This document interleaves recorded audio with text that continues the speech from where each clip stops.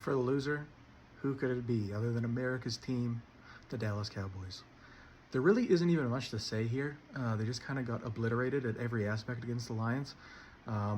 47-9. Not a great look for the Dallas Cowboys.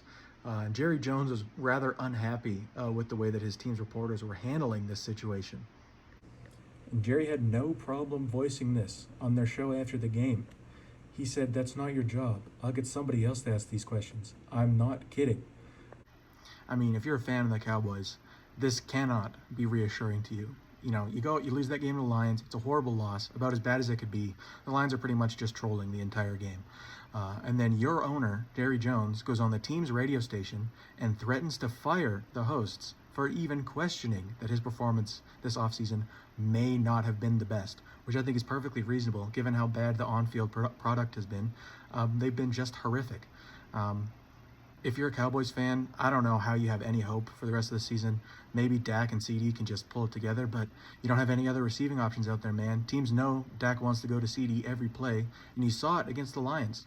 That Brian Branch pick, Dak was just staring CD down the whole time, and Branch read it perfectly. I mean, if you're Jerry Jones, probably not the guys to be taking shots at after this game.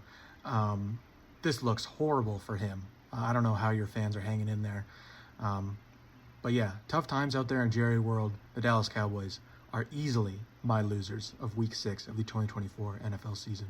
My loser for week 6 is the Cleveland Browns offense. As the Browns lost to the Eagles on Sunday 20-16, and Cleveland became the first team in 10 years to score under 20 points in each of its first 6 games of the season. They've had statistically the worst offense in the NFL, as they're last in offensive yards per game, 3rd worst in passing yards per game, and 5th worst in rushing yards per game. The good news for the Browns is that it looks like Nick Chubb is set to return soon, so he should bolster their rushing attack. The bad news, though, they traded Amari Cooper to the Buffalo Bills.